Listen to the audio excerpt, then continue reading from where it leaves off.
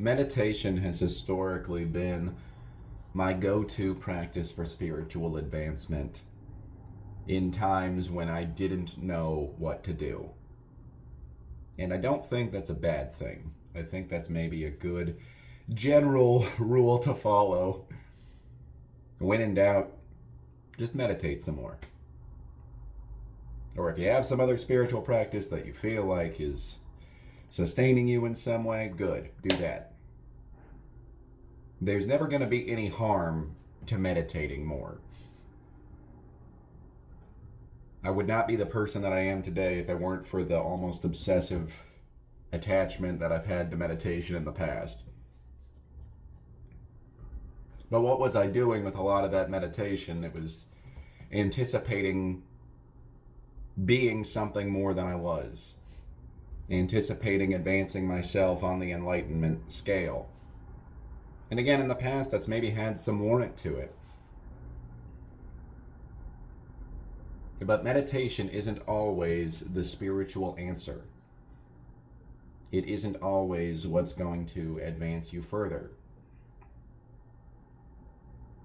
There are a whole bunch of different spiritual practices. It's just meditation is the one that most well serves every other part of your life. Cultivating more awareness, which is meditation's ultimate goal, is going to help you in so many different ways. So, in my view, meditation is just the most compatible spiritual practice with general everyday living for the layman. But as I've talked about before on this channel, depending on any one practice, or even depending on this notion of spirituality, of enlightenment to save you,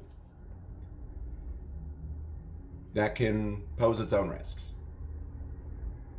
Again, I'd rather have somebody who's kind of a spiritual obsessive, and that be their issue in life.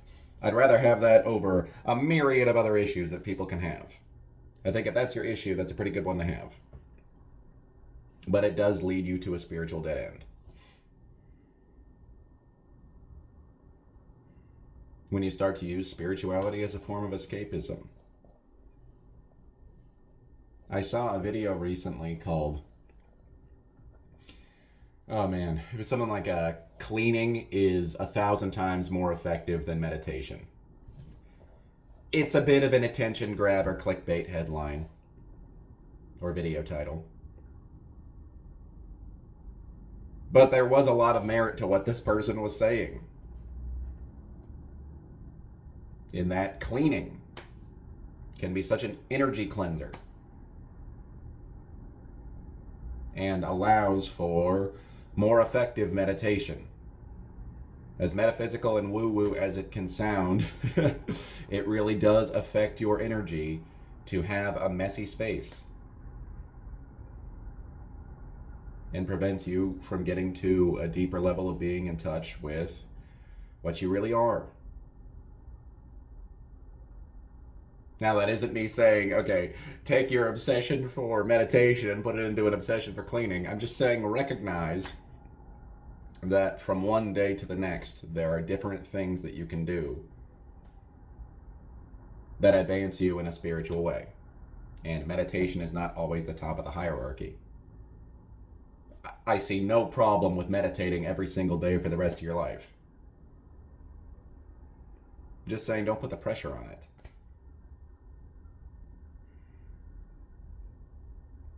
You could draw a similarity between that and exercise.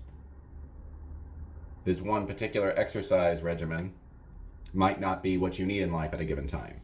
Maybe at this time in life you don't need to focus on building more muscles. At this time you need to focus on your endurance, your agility. There's always going to be a mixture of different things that are going to be helpful. And when you get to a certain point, enriching just your day-to-day living is the most spiritual thing you can do. Some days the most spiritual thing you can do is to do maintenance on a relationship in your life that needs it.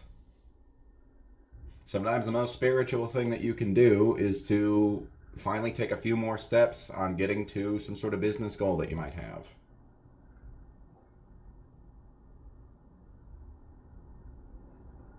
Past me has been very, very, very beholden to spirituality as a way of escaping the lack of success that he perceived in other facets of life.